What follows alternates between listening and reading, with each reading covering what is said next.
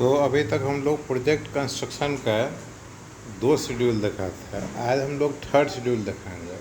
तो first schedule में क्या देखे थे, सेकेंड शेड्यूल में क्या देखे थे, आपको याद होना चाहिए। वीडियो डालने में थोड़ा सा लेट हो गया है, तो अभी इनसेट जो हमारा इमेज आ रहा है या वीडियो आ रहा है उसको हम कम करते हैं, छोटा करते हैं और आपको ले चलते हैं फॉर्मेट पर। ये फॉर्मेट देखना ज़रूरी है क्योंकि ये स्टैंडर्ड है। ये इंडिया लेवल का कंपनी है जिसमें हम काम करते थे। तो थर्ड शेड्यूल जो है वहाँ से रिसोर्सेज शुरू होता है। रिसोर्स में सबसे पहले हम लोग डालते हैं आपको प्लांट एंड मशीनरी क्या क्या चाहिए, कितने तारीख से कितने तारीख तक चाहिए और रिलीज़ कब होगा, क्या क्या टाइप होगा। तो देखिए एक सिंपलेस्ट है जो इसका फॉर्मेट बना हुआ है। एक पुराना प्रोजेक्ट था हमारा, उसी का फॉर्मेट है।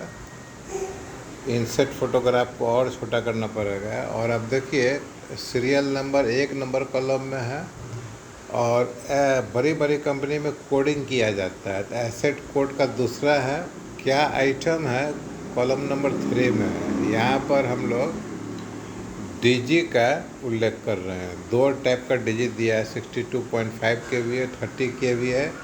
और उसके बाद देखें कि देखिए ये जो है 4 और 5, ठीक है, वो भी ज़रूरी है। इसमें आपको ये डालना पड़ेगा कि ये रेंटल है या कंपनी का खुद का है, ठीक है। और देखिए अवेलेबल और रिक्वायर्ड का एक है। तो अवेलेबल है KEC कंपनी के साथ अगर नहीं रहता तो नॉट अवेलेबल रहता है। ये रिक्वायरमेंट जब हम HO को पोस्ट करेंगे तो या तो बाई करेगा या रेंटल करेगा। टोटल नंबर 6 कॉलम में है।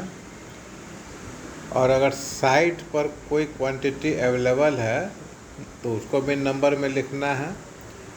और उसके बाद सीधे 7 और 8 कॉलम में आइए तो वो लिखा हुआ है कितने से कितने डेट तक चाहिए, ठीक है। ये आप भेज दिया। उसके बाद जब आपके पास इक्विपमेंट आता है वो कॉलम नंबर 9 में है, कितने तारीख को आपके पास है, ठीक है। और उसके बाद और भी सारा चीज़ है।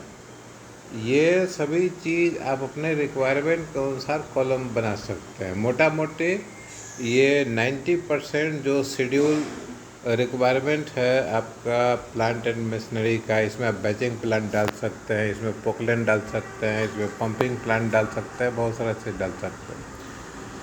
छोटा मोटा इक्विपमेंट डालना ज़रूरी नहीं है, लेकिन जो पर आवर कॉस्टिंग में आता है या जिसका बहुत इम्पोर्टेंस है वो डालते हैं। अब क्या है कि ये सीधे हम डेट के कॉलम में जाएंगे, कब से कब तक चाहिए। देखिए तो इसमें एक डेट दिया हुआ है 1 मार्च 2018 से 7 दिसंबर 2018। ये डेट कहाँ से आता है? ये डेट आता है आप जो माइलस्टोन शेड्यूल बनाया होगा या प्रोजेक्ट का जो फर्स्ट शेड्यूल था जिसमें आप पर्टिकुलर चीज़, पर्टिकुलर पॉइंट को, पर्टिकुलर कब से कब तक वो काम होगा।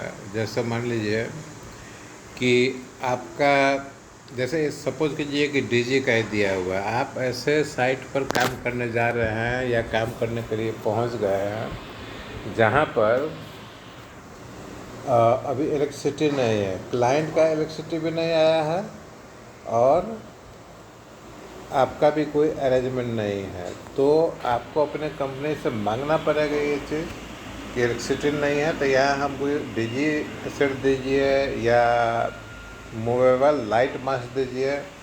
कंपनी आपसे पूछेगी, क्योंकि वो रेंट देना पड़ेगा। मैक्सिमम कंपनी ये सभी चीज़ रेंट पर लेती है, तो रेंटल रहेगा तो कंपनी पूछेगी कितने से कितने तारीख तक के लिए आपको चाहिए। तो आप क्लाइंट से बात करेंगे कि भाई कब तक आ जाएगा इलेक्ट्रिसिटी। अगर क्लाइंट के एंड पर है, अगर आप कंस्ट्रक्शन कंपनी के खुद के एंड पर इलेक्ट्रिसिटी है तो उसको खुद मालूम है। तो आपको लगता है कि हाँ आप कल से, सपोज कीजिए कल से हमारे पास इलेक्ट्रिसिटी आ जाएगा कंस्ट्रक्शन पावर, तो आप जो डीजी का रिक्वायरमेंट करेंगे कल के बाद 4-5 दिन या 10 दिन बाद तक के लिए करेंगे। हो सकता है कहीं कल नहीं है। तो ये कहानी उसी तरह मान लीजिए कि पोकर एक्सकेवेशन कब स्टार्ट करने वाले हैं आप और कब तक ख़त्म होगा और कितना क्वांटिटी है एक्सकेवेशन का, ये सभी चीज़ जानना ज़रूरी है। तो इसके लिए आपको इस डेट से इस डेट तक ये एक्सकैवेशन होगा, इतना क्वांटिटी होगा, और उसके लिए आपको कितना पोकलेन और कितना डंपर चाहिए, एक पोकलेन एक दिन में कितना एक्सकैवेशन करेगा, किस टाइप का मिट्टी है, ये सभी चीज़ आपको ख्याल रखना पड़ेगा।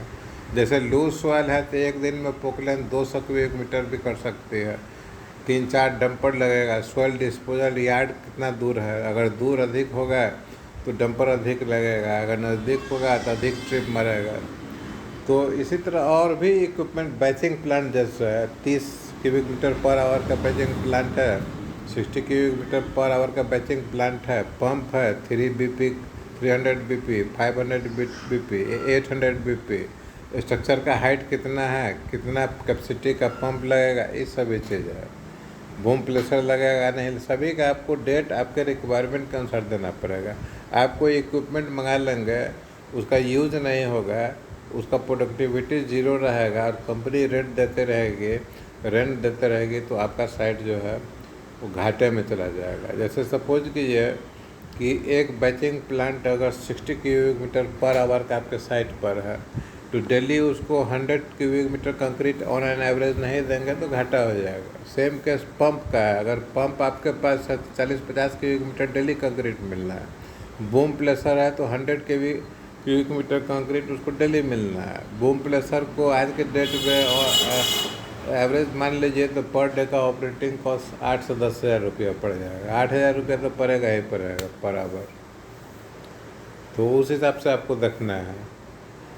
तो इसीलिए तो शेड्यूल बनाना जरूरी है। प्रोजेक्ट केस में, कंपनी के केस में देखा वो अलग था, ये अलग है। मोटा मोटी कई सारा शेड्यूल होता है, हम 5, 6 या 7 डिस्कस करेंगे, उससे आपको काम चल जाएगा। और एडिशनली अगर आप ट्रेनिंग लेना चाहते हैं प्रोजेक्ट मैनेजमेंट और कंस्ट्रक्शन का, प्रोजेक्ट मैनेजमेंट कंसल्टेंसी, PMC का, बार बेंडिंग शेड्यूल बनाने का, बहुत सारा ट्रेनिंग का फैसिलिटी है, तो आप हमारा चैनल पर आप विजिट करने का, civil construction and architecture YouTube channel है, और technodigital.co.in ये हमारा वेबसाइट है, आप जाइएगा तो मिलेगा। और गूगल में डायरेक्ट सर्च कर सकते हैं सिविल इंजीनियरिंग कंसल्टेंट, वो हमारा आएगा। ट्रेनिंग के लिए अलग से स्लॉट लेना पड़ेगा, किस टाइप का ट्रेनिंग चाहते हैं उस हिसाब से हमारा चार्जेज है। बहुत नॉमिनल और मिनिमम चार्जेज होता है। सैटरडे और संडे को हमारा सेशन आता है। ये पर्सन टू पर्सन भी ट्रेनिंग दिया जाता है और ग्रुप में भी दिया जाता है। तो ये तो लर्नर्स प्रोफेशनल के लिए हो गया। जो कंस्ट्रक्शन कंपनीज है वो अपने लिए हमसे शेड्यूल बनवा सकते हैं, प्लानिंग करवा सकते हैं, साइट विजिट कर सकते हैं, ड्राइंग डिटेलिंग करवा सकते हैं। इंडिया में ऑलमोस्ट हर एरिया में हमारा लिए काम करने के लिए आर्किटेक्ट है, इंजीनियर और इंडस्ट्रियल और कमर्शियल सभी सेक्टर का है, तो आप लोगों को कोई दिक्कत नहीं होगा। आप जुड़े रहिए हमसे, प्रोफेशनल भी जुड़े रहिए, जो जॉब कर रहे हैं वो जुड़े रहिए, जो स्टूडेंट है वो जुड़े रहिए, और जो कंस्ट्रक्शन कंपनी है वो जुड़े रहिए। हमारा एक्सपर्टाइज बहुत सारा कंपनी के साथ काम किया, EPC में काम किया, PMC में काम किया, थर्मल, रिफाइनरी, हाउसिंग, सीमेंट, ढेर सारा एक्सपर्टाइज है। ऑल ओवर द इंडिया कहीं भी आपको सर्विस अवेलेबल है। तो आज के लिए इतना ही, थैंक यू, धन्यवाद। और आज हम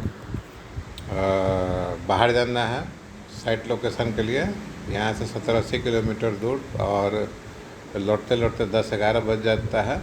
तो अगर आज वीडियो पोस्ट किए तो ठीक है, अदरवाइज़